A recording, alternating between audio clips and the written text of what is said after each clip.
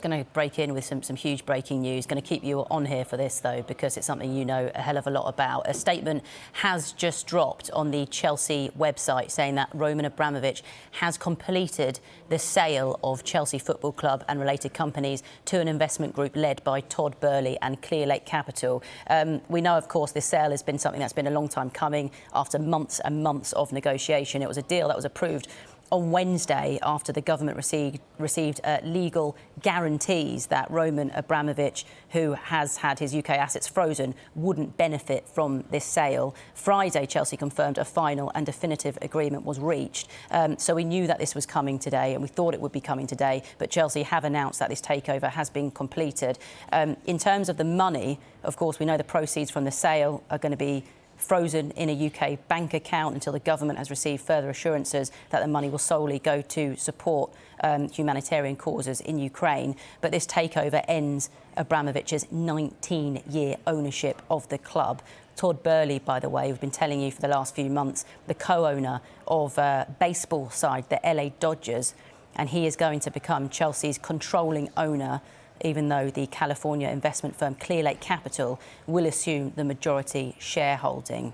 Kaveh, I suppose you're someone who's been across this takeover from the very start.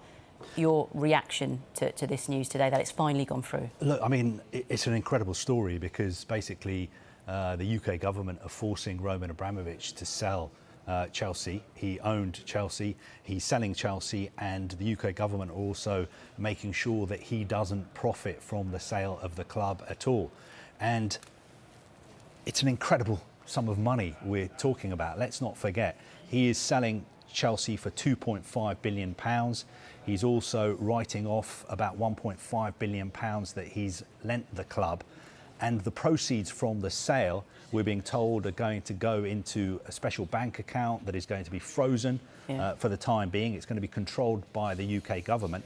And ultimately, all that money is going to benefit the victims of the war in Ukraine. So it's totally unprecedented for somebody to sell a football club for £2.5 million and effectively £2.5 billion and effectively give the money away. And just looking at this statement that Chelsea have released, there's actually quite a lot of detail in here.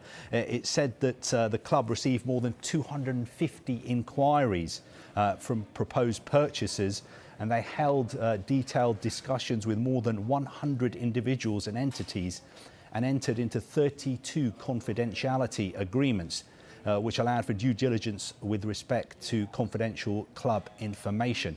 Ultimately, the club received 12 credible bids, resulting in 4 and then 3 final bidders. The Todd Boehly and Clearlake Capital consortium was chosen as the preferred bidder. So quite amazing. We were, I think, reporting that we thought there were 100 interested parties.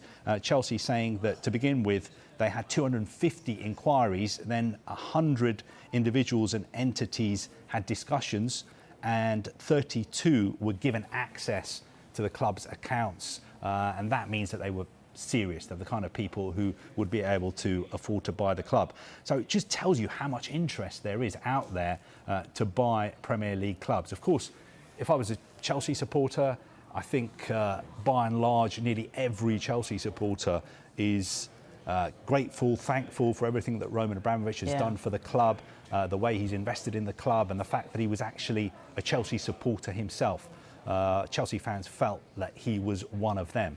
And obviously a lot of them are unhappy about the way he's been forced to sell the club, but he has made it clear all along that he was not just going to sell it to anyone. He was going to sell it to somebody and a consortium who he thought would look after the club going forward. And that is why that he has had written guarantees from the Todd Boehly consortium that they're going to put £1.75 billion into the club going forward, into the infrastructure, redeveloping Stamford Bridge, the academy, which is one of the best academies in the world, the women's team, which is one of the best women's teams in the world.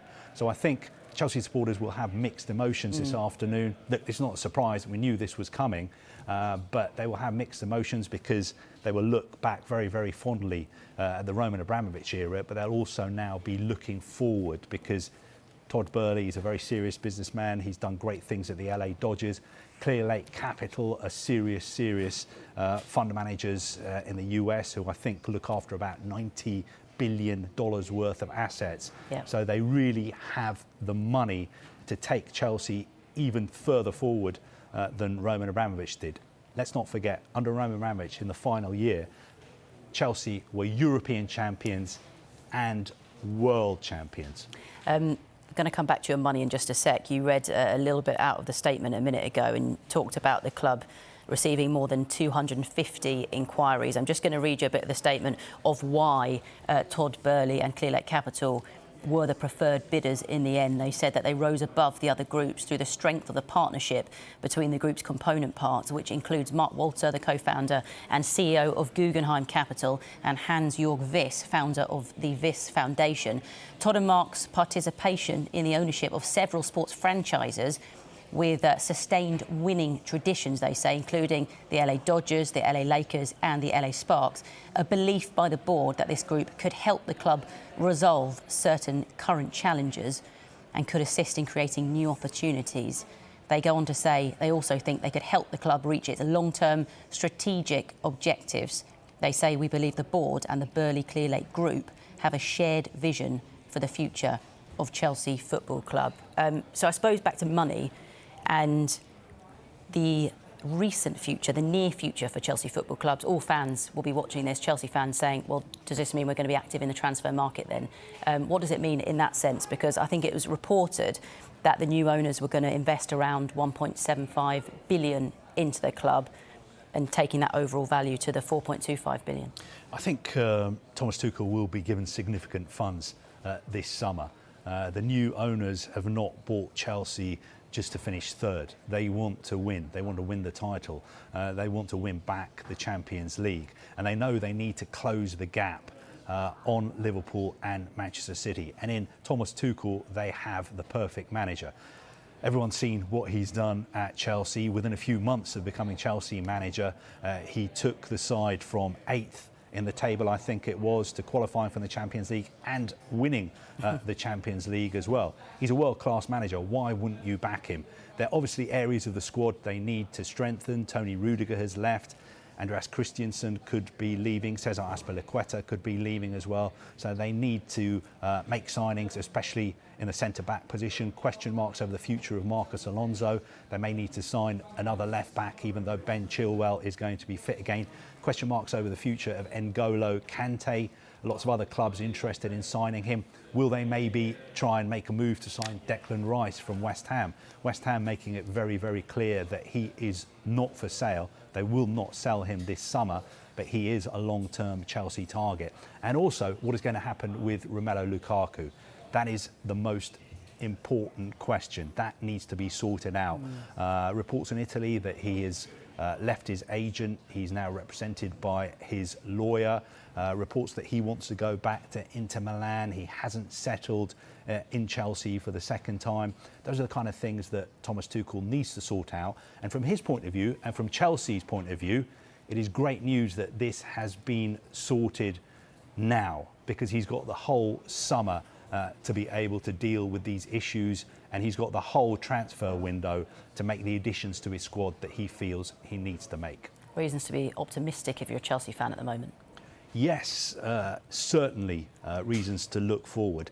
And let's not forget what has happened at Chelsea over the last few months as well, because obviously what is happening in Ukraine is far more important than football, but Chelsea fans have had a pretty difficult time. If we're just talking from a sporting point of view, we're just talking about a game, but being a Chelsea supporter has been difficult over the past few months. There's been a lot of uncertainty surrounding the club and also the people who work at Chelsea.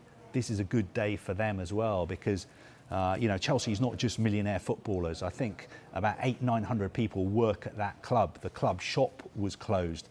A lot of people who work in and around the club were worried about their futures. Now the future is safe, the future is sorted, and there's some certainty for everybody connected with the club going forward.